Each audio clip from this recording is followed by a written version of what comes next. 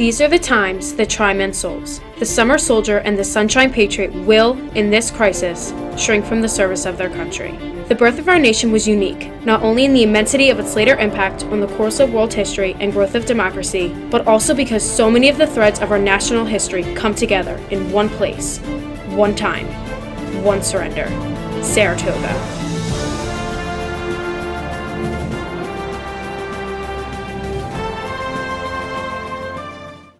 The Revolutionary War was supposed to be a small colonial rebellion that was to be defeated in 1 year. However, the battles of Saratoga transformed the war into a worldwide conflict by securing America with an alliance with France.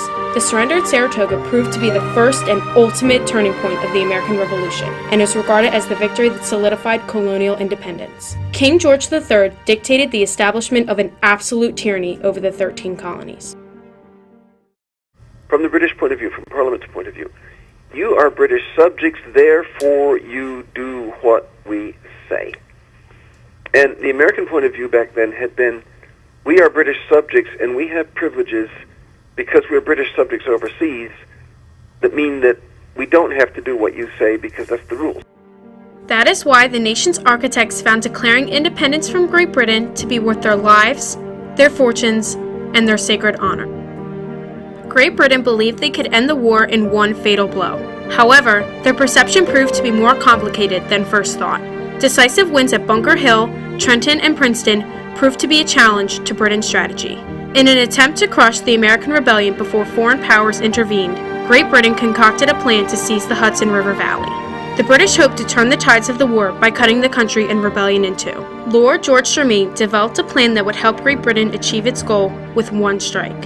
His strategy called for 3 armies to converge on New York's capital, Albany. General John Burgoyne would lead his forces south from Canada, while Sir William Howe and his troops would follow the Hudson north from New York City.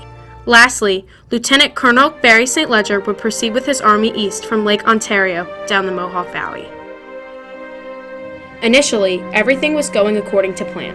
Burgoyne commanded his army of British troops, German mercenaries, and Iroquois Indians along Lake Champlain. By July 5th, he easily captured the American stronghold, Fort Ticonderoga, and then thrashed the remaining troops at Hubbardton, Vermont. Unfortunately, Britain's strategy began to unravel as quickly as it started. The New York terrain proved more difficult than Burgoyne initially planned. Little did he know, the Americans were purposely shifting the war in their favor.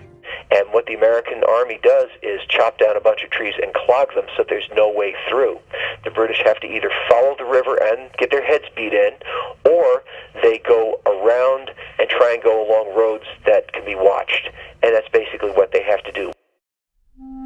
If the difficult conditions were not bad enough, Burgoyne would receive a major blow on August 4th, 1777, with a message from Howe explaining that he would not be coming north. Rather, he would invade Pennsylvania to try and capture General Washington and Philadelphia. "Success be ever with you," Howe wrote, but Burgoyne knew that there was no way to be successful without Howe's troops.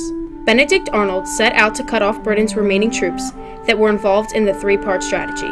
Arnold set a captured loyalist and some Iroquois, who were American allies, to spread the rumor that he had a large army. The trick worked. St. Ledger's troops were afraid that they were about to be outnumbered and retreated. Because of St. Ledger's flight and Howe's refusal to follow the strategy, no one was left to rendezvous with Burgoyne. By this time, Burgoyne's army was running out of supplies. The general sent a raiding party into Vermont to see what the troops could find. Unfortunately for them, Burgoyne's men encountered New England troops, costing him 1,000 irreplaceable soldiers. As the major colonial forces awaited Burgoyne's arrival at Bemis Heights, America's French ambassador waited for a vital victory to sway France to fund the colonial efforts. Using his popularity among the French, Benjamin Franklin exploited the feud between France and Britain, making America's case stronger. Despite the setback at the Battle of Bennington, Burgoyne's army slowly continued towards Albany. It was unthinkable for Burgoyne to remain where he was, suspended between Canada and his objective. For the Americans, the British delays had bought them enough time to reorganize and reinforce their army. General Burgoyne did not realize that a powerful continental force, under the command of General Horatio Gates, waited on a ridge known as Bemis Heights, near Saratoga. Trying to secure the upper hand, Gates sought the help of Polish engineer Tadeusz Kosciuszka to create fortifications around the American camp, forcing Burgoyne's troops to face the Continental Army head-on. Learning of Gates' position, Burgoyne attempted to move his army inland to avoid the danger posed by the American fortifications. On September 19, 1777, the revolutionary turning point ignited as Burgoyne's army collided with Continental troops at Freeman's Farm. Benedict Arnold's force inflicted heavy casualties on the British, and although the British still held their position at Freeman's Farm, their situation was precarious, with the loss of 600 British and German soldiers. On October 7, 1777, another battle broke out, and again, Arnold led daring charges against the British. Despite hundreds of muskets firing at him, he galloped through the battlefield like a madman. Frightened, Burgoyne's Hessian mercenaries had no choice but to retreat. General Burgoyne's army moved slowly through heavy rain to a former camp at Saratoga. By the time they arrived, they were exhausted, and all hopes of a British victory were defeated. As the British soldiers put down their muskets and fell into the mud, the war had turned. The Continental soldiers surrounded Burgoyne's army and fired on them day and night without stopping. Burgoyne had no choice but to surrender, giving the Americans a decisive win. On October 17, 1777, Burgoyne, in full military dress, greeted Gates, declaring, "The fortune of war, General Gates, has made me your prisoner." Burgoyne signed the Saratoga Convention, shifting the course of the American Revolution. Heartened by the news of a major American victory, Benjamin Franklin used the surrender at Saratoga to persuade the French to support America in the Revolution. On February 6, 1778, America and France signed the French alliance, stating that the French would aid all 13 colonies until they defeated Britain. France, still angered from the loss of the French and Indian War, wanted revenge on Britain. It was a critical victory because the necessary prelude to the French alliance, and the French alliance made all the difference in the world. If there were a simple answer to why the Americans won the Revolutionary War, it probably would be France. This alliance provided the Americans with navy, troops, financial, and military aid that they desperately needed to win the Battle of Yorktown, winning America, its ultimate victory as a free and independent nation. The war would also reach to nearly every quarter of the globe as Spain and the Netherlands would become involved. But more importantly, ideas of the rebel Americans would be exported as well, inspiring people throughout the world with the hope of liberties and freedom.